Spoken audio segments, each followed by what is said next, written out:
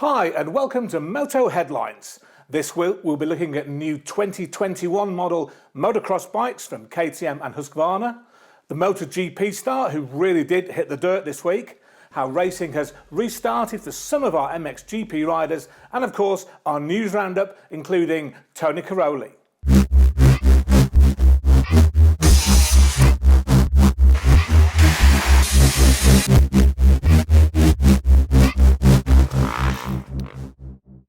So last week, KTM and sister firm Husqvarna wheeled out their 2021 model Enduro bikes, 2-strokes and 4-strokes. The biggest differences being the KTM has a linkageless PDS back end, while Husqvarna has a linkage style, motocross style back end. Well, this week, both firms have launched their new 2021 motocross bikes in the youth ranges, in the 2-strokes and also in the 4-strokes, with some significant changes. It's not a big year for KTM and Husqvarna. Their 3-year programme means that the 2022 models are likely to be the all-new versions. However, there are some cool new things on the 2021 bikes from both manufacturers. The fact that KTM are trumpeting that they fitted Dunlop Geomax MX33 tyres as one of the big changes for 2021 shows you that actually there aren't a huge amount of differences. However, the bikes do have a new look, as do the Husqvarnas, and there are changes to the WP front and rear suspension and also to the engines in some of the bikes. But the key thing is Wi-Fi control. So every year, most manufacturers talk about revised suspension settings. And on the KTM and Husqvarna range, the WP air forks at the front and the rear shock have had some changes for 2021. So the WP Exact front forks are slightly firmer, they've got a new mid-valve damping system, and the fork cartridges and outer tubes are 10mm shorter, while the new WP Exact shock has new low-friction linkage seals. Not a load of changes. The 125 and its big brother, the 150 SX, have a new piston and clutch internals, while the 85, 65 and 50s all get a new throttle assembly, and the 85 gets larger discs with a complete new front and rear brake system made by Formula. It's no surprise that the Husqvarnas also get exactly the same upgrades. Now, all three of the junior motocrossers now have a tapered handlebar, allowing fitment of ODI lock-on grips, which are always really cool, and also the 50 and 50 Mini, as well as the new tapered handlebar, get thinner grips, ideal for smaller hands. Okay, so on to the big bore bike, the 450. This does have modifications to the piston, crankshaft, engine casing, rocker arms and shifting mechanisms. The rest, the 250 and 350, don't seem to have any other mechanical changes. But the big news on the 250, 350 and 450, KTM and Husqvarna's 4-strokes is the new MyApp connection kit. Now basically this is an electronic gizmo that fits in an oversized handlebar pad that you have to buy from the Power Parts Accessories catalogue. No price available yet. This goes onto the top of the handlebars and plugs into the wiring loom and means that you can control loads and loads of different functions via an app which you use on your smartphone. Let's take a little look at what the factory have to say about some of these modifications.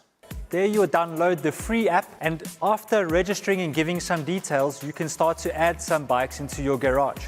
We have the possibility to add multiple bikes to the garage, and of course, once these are added, you can start to find your first type of adjustment possibilities. The first and main being, of course, engine adjustments. This is broken down into two areas named Prime and Advanced mode. In the Prime mode, you'll find a more basic level type adjustments, giving you pre-selected adjustments after many hours of development with our R&D and race teams. This allows you to adjust according to the track surface, being it sand, soil or hard pack, as well as to the type of track conditions, be it wet or dry.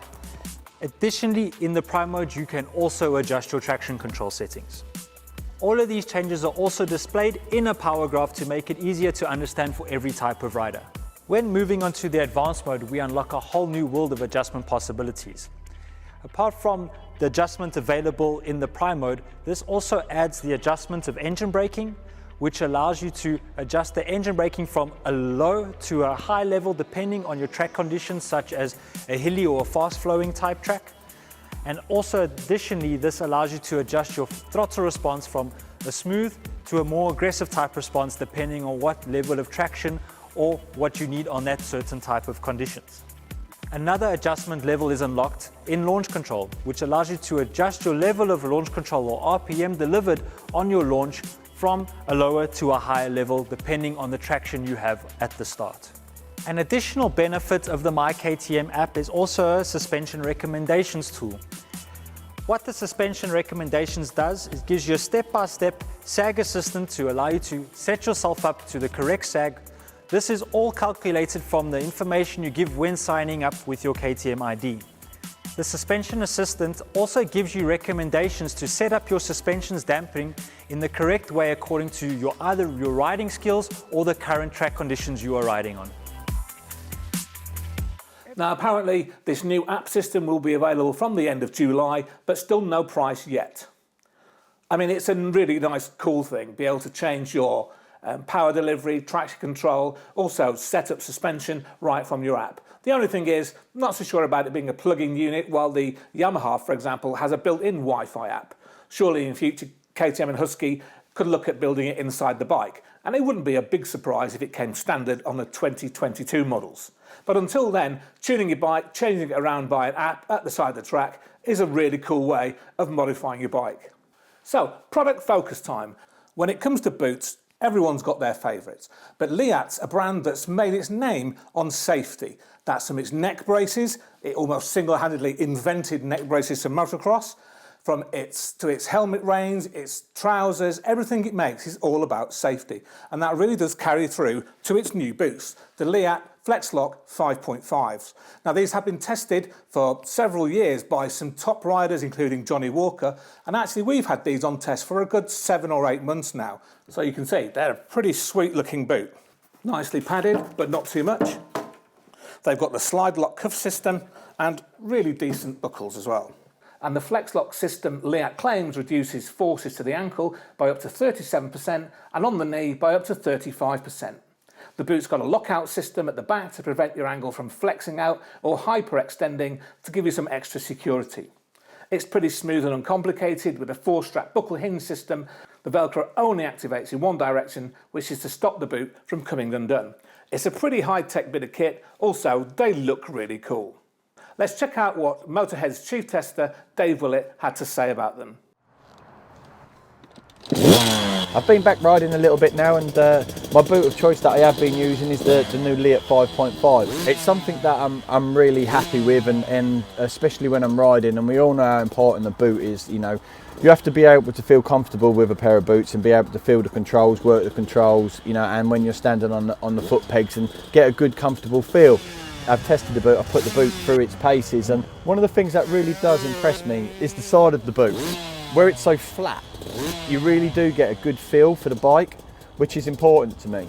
There's no side motion, so it's a little bit more rigid. You know, when you do put your foot into this boot, it feels good, it feels comfortable. Leatt have really prided themselves on the technology into this boot, and the new FlexLock system here, with the aim to not put so much stress onto your ankles and also onto your knees in return. The technology's there, that's great. It feels good, it feels comfortable.